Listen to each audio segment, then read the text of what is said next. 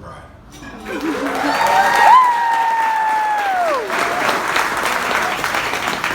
On behalf of my wife Eileen, I'd like to wish you a very good evening and warm welcome to this wonderful venue. Before I get going, I want to do a housekeeping item of sorts with you. In the past, whenever I've spoken on a subject that I was particularly invested in, I've gotten very emotional, okay? Like saying goodbye to kids that I've coached, being at a wake or a funeral, which is quite understandable, or being recognized for something, like blathering, crying, like Vic Vermeil. And my son Christopher, thinking that he's so funny, has started running over-under pools on how long it's going to take. So I just want to tell you, if you're invested in one of these pools tonight, I'm asking you to bet on me that I'm going to go over, because I'm not going to cry tonight. I'm going to try real hard.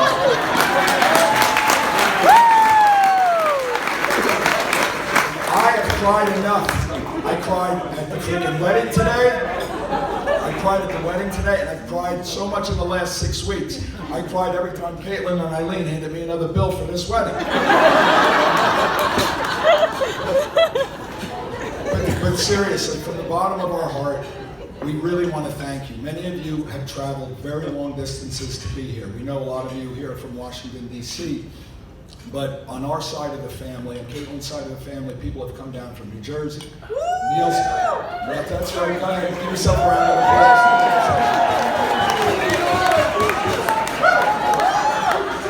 applause. Neil's side of the family from Connecticut. And we also have people here from Florida, South Carolina, California.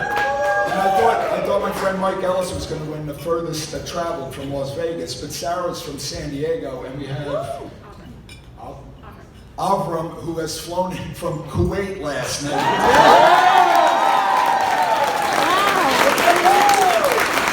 So that's good. Another thing, Eileen and I counted, there are actually 46 people here tonight that attended the wedding of Eileen and myself over 33 years ago. Say something about, I don't know. I also want to think about some people that are not here tonight. And that would include Neil's grandmother, Hazel Perkins, who wasn't able to make it tonight, and Caitlin's Uncle Eddie. A lot of you don't know that Eileen, Artie, and Michael have a brother, Eddie, and if you knew about it, you know why he's not here. And there's also some people that are celebrating up in heaven tonight, and that would include Neil's. Don't look at me like that, I'll start crying. I don't want to lose this freaking bet. Stop. I'm going to look at you guys. So we got Neil's other 3 grandparents who are not here, and Caitlin's grandparents. And that would include my in-laws, Art and Mary Prout. And Neil's, I hope that Eileen and I could be as good of in-laws as they were us.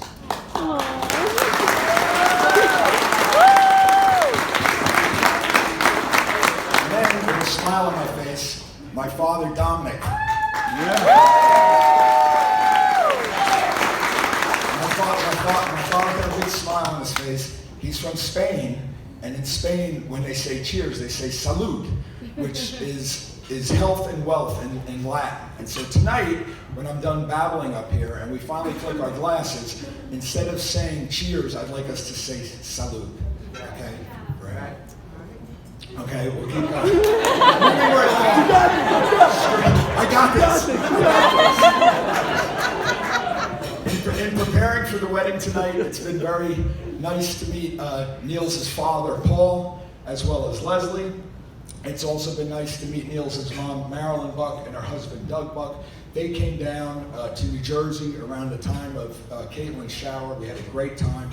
And tonight, we welcome you into our family, as well as you welcome us into your family. Oh, some water here. This doesn't count, Christopher. Now let's get to Caitlin. It's the start of the show. Don't worry, this isn't going to be too bad. It's going down. Mostly I'm going to talk about when Caitlin was younger, because when you think of your kids, you think of them when they're little, and here we are 30 years later, we're at a wedding. When Caitlin was first born, okay, When she came home from the hospital, the nurse put her in Eileen's arms. And I know we're prejudiced. You could just see how bright and smart and curious she was as she looked around the room.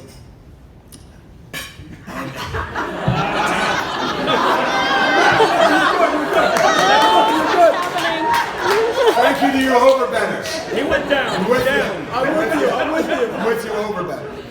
But you could just see how smart she was, and I think that curiosity and intellect followed her through to childhood and still serves her well to this day.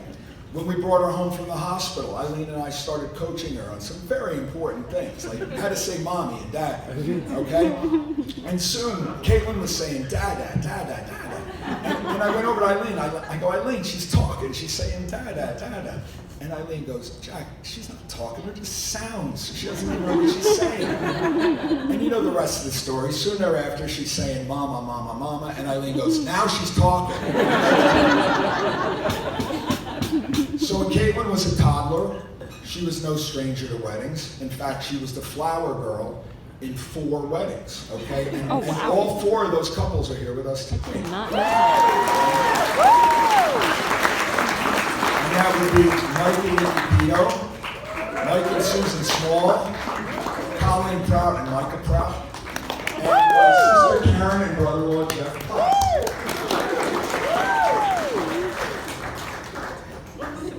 No, I'm not crying at this is funny.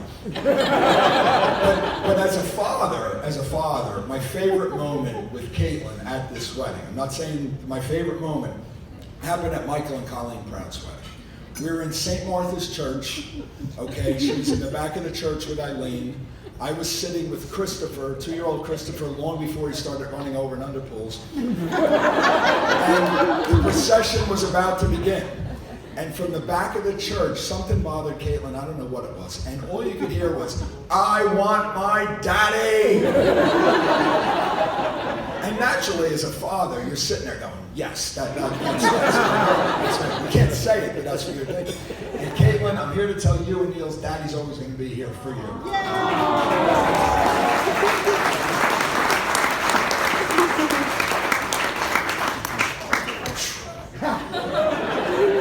You got this. Oh my God, I'm okay.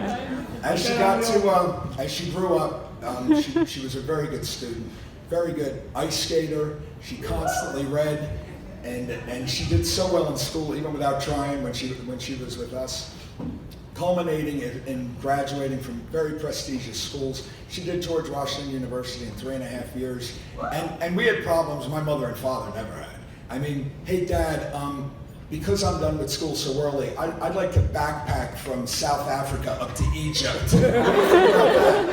Oh, sure, where in the frickin' parent manual does it say that? So I came to and I have a son that wants to fly planes with his girlfriend when he's 18. I'm like, me and Dom didn't have these issues. So I said, Caitlin, you can go anywhere where the State Department says it's safe for Americans to travel, right? And I think that's what she did.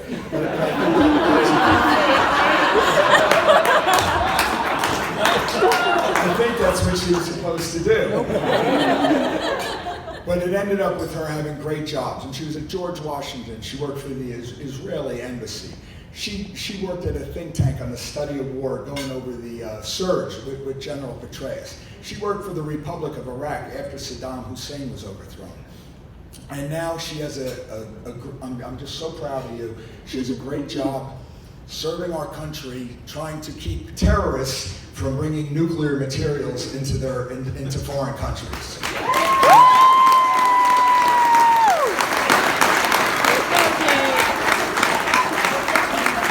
And Caitlin, we all wish you a lot of luck with that job. But having said that, this comes the hard part. Having said that, no job.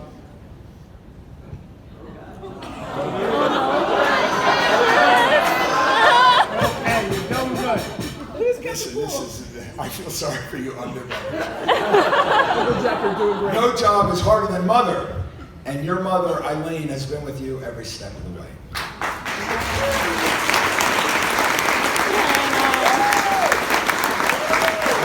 Eileen, our family call Eileen the brains behind the operation. Eileen carried you, obviously, and she had a difficult pregnancy. I don't want to ruin your dessert, but she got sick all over the island of Hawaii when we went on vacation. And a lot of people don't know that when Eileen was pregnant with Caitlin, she was hit by a drunk driver on her way home from work, and Caitlin was almost born prematurely. So it was not easy. It was not easy. After Caitlin was born, Eileen did all the things that mothers did. Read to her, drove her to ice skating practice in the morning, privately was upset when she had those rare failures, and celebrated her successes. And Caitlin, tonight I want to say shamelessly, your mother and I, on behalf of your mother, it is our hope that someday you become a mother. You become a father. Because it's been our pleasure to be your parents all these years, and we hope you have the same pleasure someday that we have. Ooh, slight eye roll. Plus, I'm sick of hearing Brad and Jim celebrated as to be grandparents all the time. Speaking of mothers, my mother, May Ojo, is here tonight.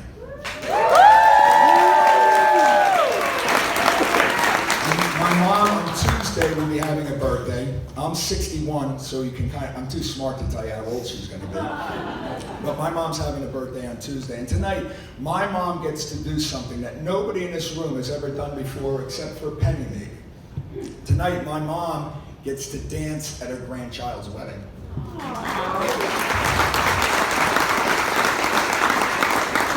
We'll get the rocker up here and the walker, we'll make sure that okay. Niels, I haven't forgotten about you. When Caitlin was born, we not only prayed for her, we prayed for you.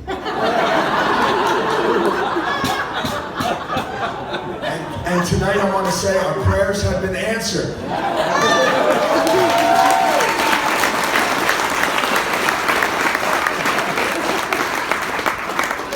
You're everything that we could want in a son-in-law, except for one thing, and we'll get to that in a minute. But you're smart, you're intelligent, you're funny. My kids like drunk Niels a lot, by the way. You're well respected by your peers. Niels is one of the few people that can appear on all 3 major cable news networks, and he has over 32,000 Twitter followers. Oh my God, that's impressive. For the 46 people that came to Eileen and I's wedding, I'll explain to you what that means later on. But there is this one thing. It's the big elephant in the room, okay? This one issue that we have with Niels. And a lot of you have talked to me about it, okay? You don't know how you would handle this if you were in our situation, okay? And a lot of you have thought about it. And quite frankly, I'm going to call you out by name tonight. There's not going to be. We're among friends and family. We're going to clear this issue with Niels tonight. There's no more bullcrap. So when I look at the pedos over there, Kid Pedo, definitely a problem for you. Mike Pedo, Robbie Pedo is here. Be a problem for Robbie. Chris Pedo, over there, Chris Pedo. Back there, let's see. John Humphrey and Rosemary Humphrey. John Carroll, definitely a problem for you. Mayo, definitely a problem for my roommate from college, Mayo. Tom Biscotti, probably the worst of all, doesn't know how to deal with this. Who else have I got over here? My brother Bobby, God knows, my brother Bobby says, I don't know how you could possibly deal with this issue. I don't know what I'd do if this guy was my son-in-law. And then over here, we got Brad, Billy, and Canova. Canova has a big problem with it. So I'm going to ask you, out of all those people that I mentioned, what do they all have in common? Jets fans. Yankees fans? Jets fans. Jets fans. They're all Jets fans. They've all suffered through more losing days in the fall than anybody. And what is Niels? All right. Niels a New England Patriots fan. Okay?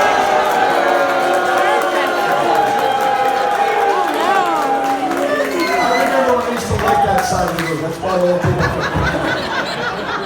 people. So Niels, tonight I want to say to you and welcoming you to the family that we Ojos are a very welcoming family.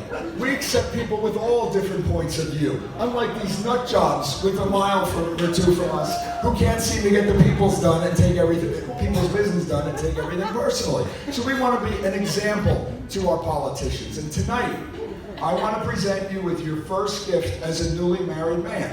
And I'm going to ask Matthew to help with this gift. Come on, Matthew. Yeah. Matthew, you can hold up the gift. This is coming from the Ojos.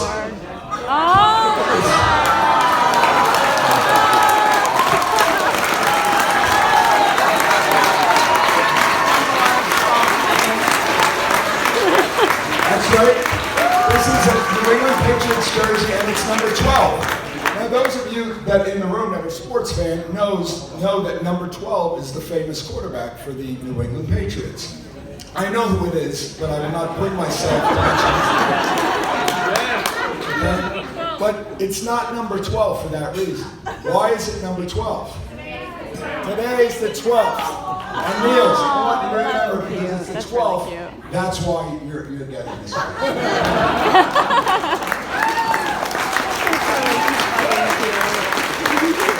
Now, if Niels, and I know Caitlin's not a big football fan, she's like, I really don't care about this. But if Niels got a gift, shouldn't Caitlin get a gift? Yes. And if Niels got number 12, what number should Caitlin get?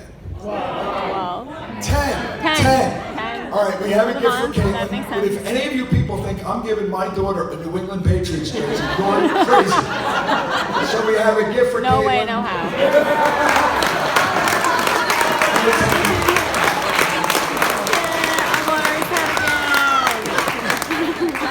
So Caitlin and Niels, this is to remind you that in your marriage, stupid little disagreements will come up, as those of us who are married. When your mother and I were on our honeymoon in St. Thomas, I told the cab driver we're going out to eat for our first dinner on our honeymoon, and he goes, oh, you're a newly married man. I said, yes. And he goes, well, let me give you a piece of advice on your marriage. And I've taken that advice, and it's good advice. And I want you to remember this. If you ever have a problem in your marriage, this is how I've stayed married to my first wife for over 32 years. He goes, you go by the philosophy, the wife is always right, you never have any problems. And that works. So anyway, at this point, I want you to raise your glasses. I want you to think about... I think, wait. Oh, there's one more in there? What's that? Wait, hold on, there's one more jersey. Go ahead. We also have another jersey for Niels. Oh, that's in case he ever converts. In case he converts!